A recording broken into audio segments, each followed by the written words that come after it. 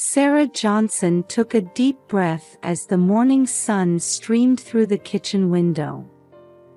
At 35, her face showed slight signs of fatigue. In this two-story house in a quiet suburban neighborhood of New York, Sarah started each day in a rush. "Ethan, breakfast time." Sarah called up to the second floor. The sound of little feet scampering down the stairs was heard, and 3-year-old Ethan appeared. The boy, with his blonde curls and big blue eyes, was the spitting image of Sarah.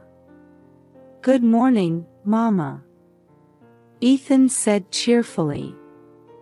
Sarah picked up her son and kissed him on the cheek. "Good morning, and happy birthday. You're 3 today." In that moment, Sarah felt happy. But her happiness didn't last long. "Sarah, what time is dinner tonight?" Her husband Michael entered the kitchen, adjusting his tie. At 37, he was a career man working at an investment bank. Sarah answered with a slightly tense expression. "Around 7, I think. But Margaret's coming, so we might be a bit late." Michael frowned. "Mom's coming.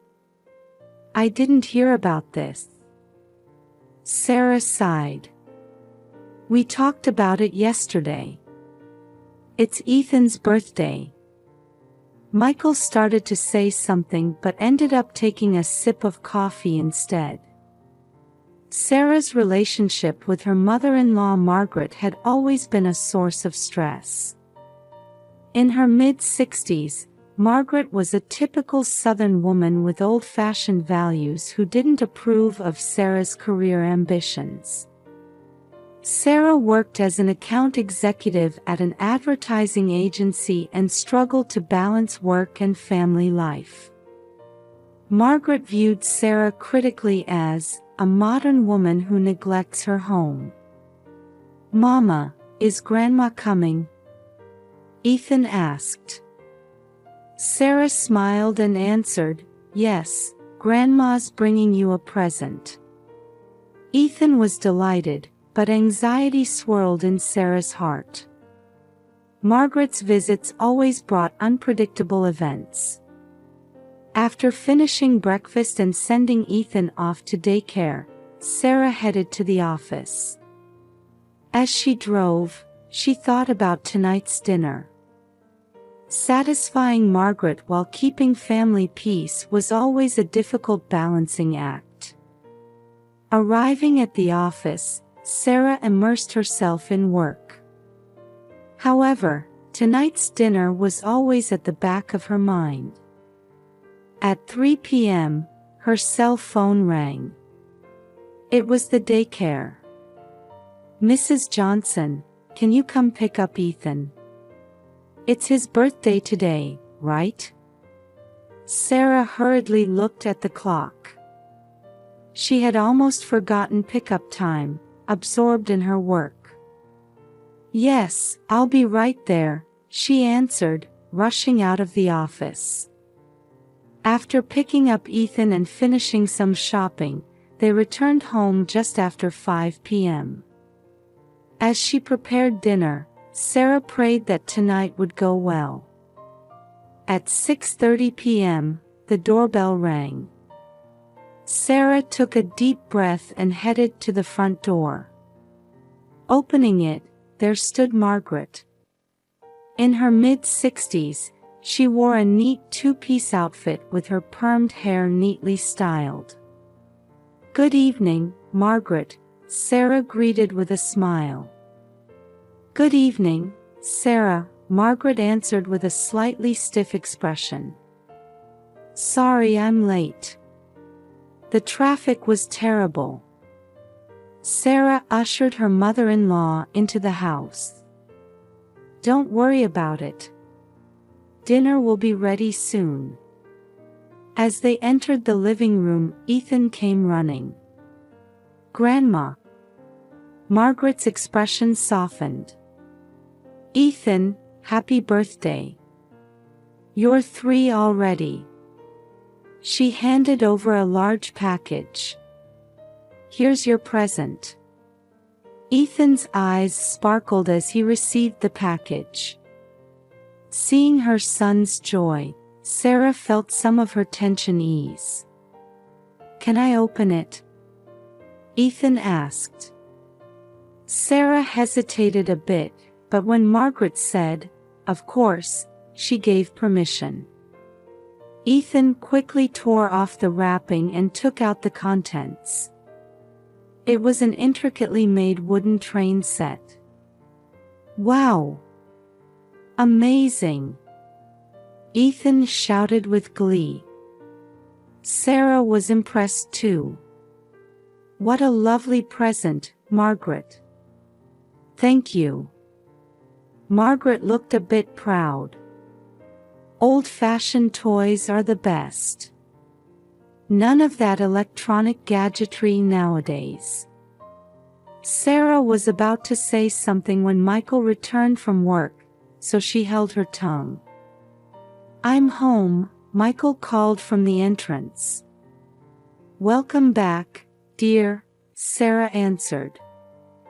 As Michael entered the living room, Margaret stood up and embraced her son. "Michael, good to see you home." The whole family gathered in the living room, looking at Ethan's new toy. Sarah returned to the kitchen to finish the last of the cooking. Suddenly, an unusual sound was heard from the living room. Then, Michael's panicked voice rang out. "Sarah! Come quick!" Sarah rushed back to the living room. The scene she saw there froze her in place. Ethan had collapsed on the floor. His face was blue, and he was coughing violently. "Ethan!" Sarah cried out, rushing to her son's side. Michael said in a panic, "What happened? What's going on?" Margaret stood stunned, with a bewildered expression. "I don't know. He was just playing with the toy." Sarah tried to lift Ethan, but her son's body was rigid. "An ambulance! Call an ambulance!" she shouted. Michael quickly jumped to the phone. "Hello, it's an emergency. Our 3-year-old son." Sarah desperately spoke to Ethan.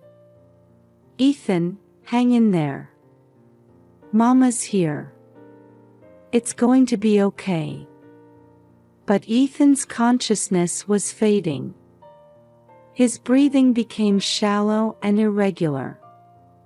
Margaret said in a trembling voice, "Is it my fault? Did I do something?" Sarah had no energy to answer. All her focus was on her son. A few minutes later, the sound of sirens was heard. As the paramedics rushed into the house, they quickly began to assess Ethan's condition. "There's a possibility of anaphylactic shock," one paramedic said. "We need to transport him to the hospital immediately." Sarah, though dazed, gripped Ethan's hand tightly. "I'm coming with you." Michael said, "I'll follow in the car," and told Margaret, "Mom, come with me." Before getting into the ambulance, Sarah's eyes met Margaret's for a moment. Her mother-in-law's eyes were filled with fear and guilt. As the ambulance drove off, Sarah gazed at Ethan with a prayerful feeling. Why did this happen? Why so suddenly? Her head was full of questions and anxiety. On the way to the hospital, Sarah tried desperately to maintain her composure. However, a violent storm of emotions was swirling inside her. Why had today, which was supposed to be a birthday celebration, turned into such a nightmare. As the ambulance sirens blared, Sarah clutched Ethan's tiny hand. She watched intently as the paramedics administered emergency treatment to her son.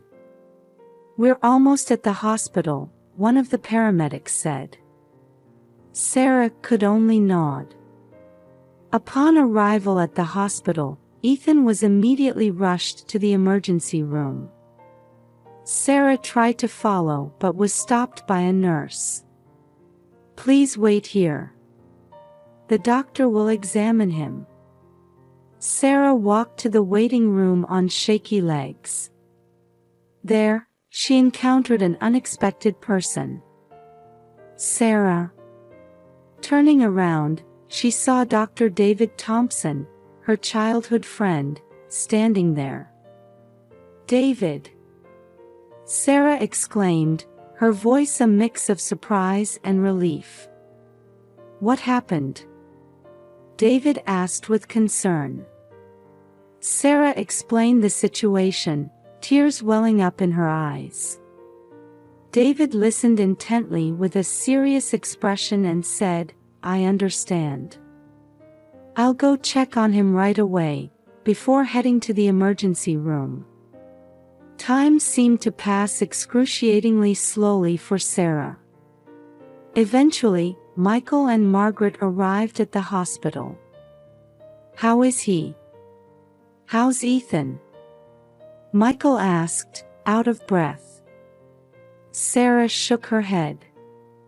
"Still nothing." Just then, David came out of the treatment room. "Sarah, I need to talk to you."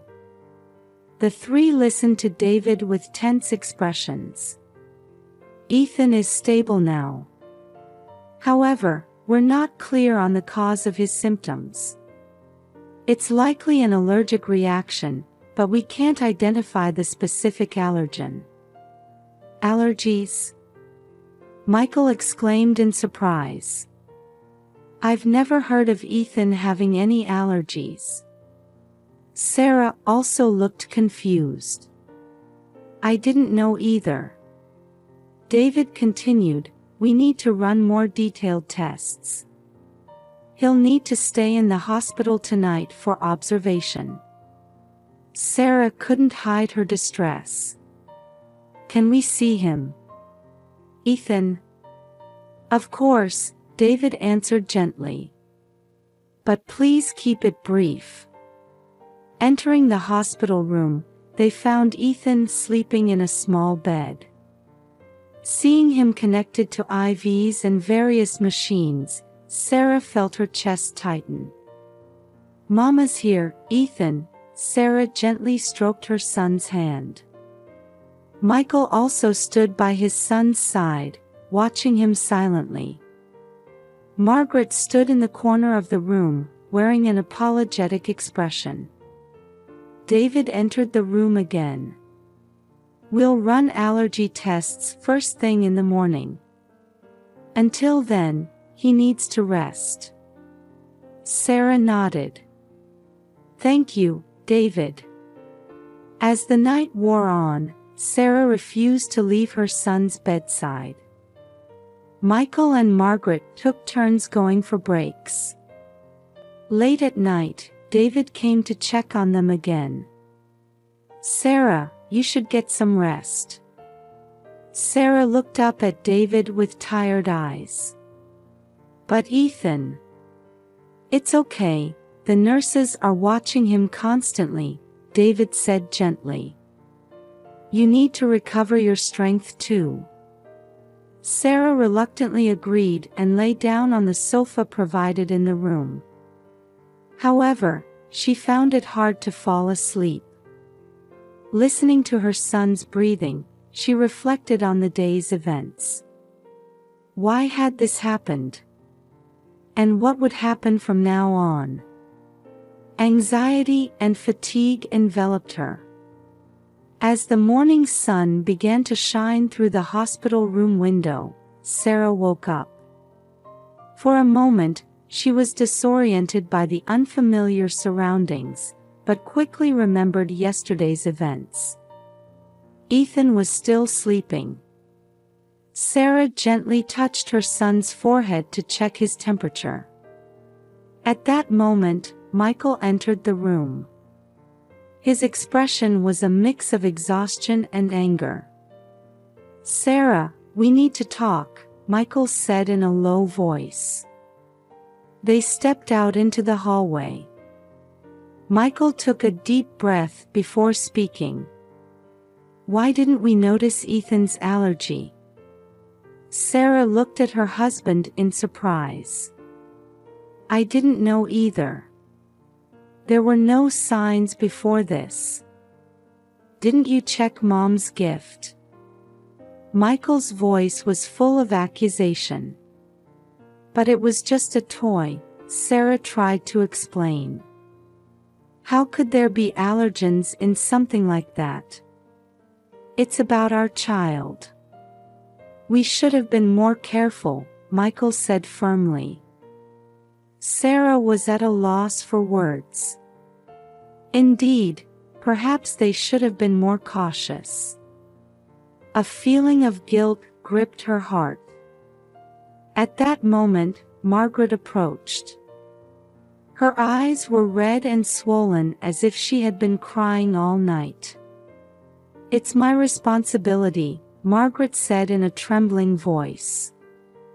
"I bought that toy." Sarah looked at her mother-in-law.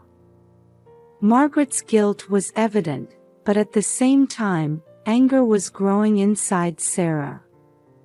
"But Margaret," Sarah said quietly, "you know Ethan well. Shouldn't you have checked if there was anything dangerous?" Margaret's face contorted. "You're the mother. A child's safety is the mother's responsibility." A heavy silence fell between the three. Each was trying to shift blame while not wanting to admit their own fault. Sarah took a deep breath. "What's important now is Ethan. We can deal with blame later." Michael and Margaret looked dissatisfied but agreed. Returning to the room, they found Ethan awake. "Mama," he called out in a weak voice. Seeing her son, tears welled up in Sarah's eyes. "I'm here, Ethan." Sarah held her son's hand. Michael and Margaret also approached, but kept their distance from each other. The rift that had formed in the family didn't seem easy to mend. As Sarah gazed at her son's face, she felt at a loss for how to overcome this situation. The afternoon after Dr. David gave permission for Ethan to be discharged, as his condition had stabilized, the family left the hospital. A heavy silence filled the car. In the back seat of the car driven by Michael, Sarah held Ethan close. Margaret sat in the front passenger seat, silently staring out the window. "When we get home, let's make sure he gets plenty of rest," Sarah said quietly. Michael just nodded. His expression still showed a mix of anger and anxiety. As they arrived home and Sarah carried Ethan towards the front door, she stopped in her tracks as soon as she opened it. A strange man was standing in the living room. "Hello, Johnson family," the man said, showing his ID. "I'm Detective Brown. I'd like to ask you a few questions." Sarah was too shocked to speak. Michael stepped forward and asked, "What's this about?" Detective Brown carefully chose his words as he began to explain. "We received a report from the hospital. We need to investigate the cause of your child's injury." Sarah felt the blood drain from her face. "You don't mean, you suspect abuse?" the detective continued without changing his expression. We need to confirm the situation, including that possibility. Michael, barely containing his anger, said, "That's ridiculous. We cherish our child." Sarah, though shaken, sat on the sofa still holding Ethan. Margaret stood silently in a corner of the room. Detective Brown began asking questions politely but in detail. About Ethan's daily life, family relationships, and the events of the incident day. Sarah and Michael desperately tried to explain, but sometimes stumbled over their words due to confusion and fatigue. At that moment, the doorbell rang. "I'll get it," Margaret said softly, heading towards the door. Surprisingly, it was Dr. David standing there. "Hello," David said as he entered the room. "I came to check how things were going." Detective Brown frowned. "And you are?" David introduced himself and explained that he was Ethan's attending physician. He seemed to understand the situation when he noticed the detective's presence. "Detective," David said with a serious expression. Ethan's symptoms were clearly due to an allergic reaction. There are absolutely no signs of abuse. Detective Brown listened to David with interest. David explained in detail about Ethan's symptoms and their cause from a medical perspective. And, David continued, the test results show that Ethan has a rare wood allergy. It was probably triggered by the wooden toy he received as a birthday present. Sarah and Michael looked surprised. Margaret covered her mouth with her hand, unable to hide her shock. After thinking for a moment, Detective Brown slowly stood up. "I see. It seems the suspicion of abuse has been cleared. Thank you for your cooperation." After the detective left, a sense of relief filled the room. However, at the same time, new questions had arisen. A few days after the police incident, Sarah's family was once again gathered in Dr. David's office. This time, Margaret was also present. David began speaking with a serious expression. "Actually, there's something that concerns me about Margaret's recent behavior." Sarah and Michael exchanged anxious glances. Margaret sat uneasily in her chair. "There are signs of early-stage dementia," David said quietly. A heavy silence fell over the room. Margaret said tearfully, "Is that so? I've been so forgetful lately." Sarah took her mother-in-law's hand. "Margaret," David continued, "it's likely that forgetting about Ethan's allergy was also due to these symptoms." Michael let out a deep sigh. "So that's why the wooden toy." Margaret apologized through her tears. "I'm sorry. I'm so sorry. I never meant to put Ethan in danger." Sarah embraced her mother-in-law. "We understand. I'm sorry for blaming you."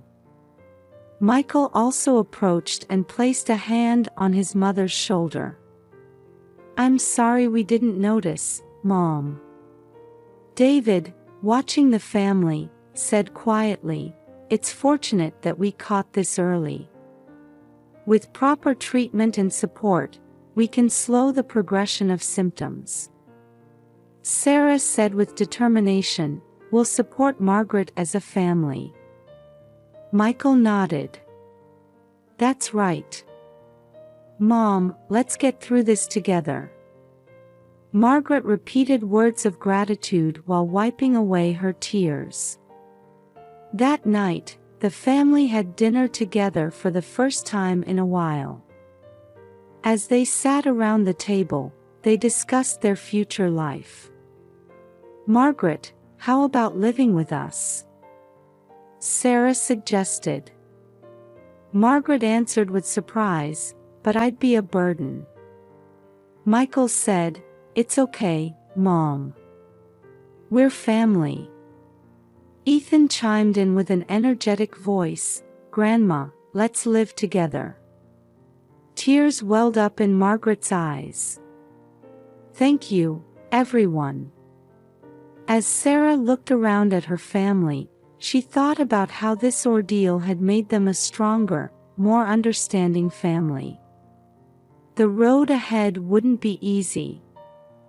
But Sarah was certain that with mutual care and understanding, they could overcome any difficulty. On a Saturday morning, 1 month after that tumultuous day, Sarah was making pancakes in the kitchen. From the living room, she could hear Ethan and Margaret laughing. "Grandma, which color should we use next?" Ethan's cheerful voice rang out. "Let's see, how about blue?" Margaret answered gently. Sarah smiled as she transferred pancakes from the griddle to a plate. Since Margaret had moved in, the house had been filled with a warm atmosphere. Michael, while making coffee, came close to Sarah. "Mom seems to be doing well lately." Sarah nodded. "Yes, it's thanks to everyone working together to care for her." To slow the progression of Margaret's dementia, the family had created a schedule, incorporating medication management and cognitive training into their daily routine. Ethan, too, while enjoying time with his grandmother, naturally played a supporting role. "Breakfast is ready," Sarah called out, and Ethan came running. "Yay, pancakes!" Ethan's eyes sparkled. Seeing her son growing healthily without allergy concerns filled Sarah's chest with relief. Gentle smiles adorned the faces of the family gathered around the dining table. Having overcome difficulties and deepened their understanding of each other, their bond was now stronger than ever. As Sarah looked around at her family, she thought to herself, "This is our new normal. There are challenges, but we can overcome them together. Yes, this family would surely be all right." Sarah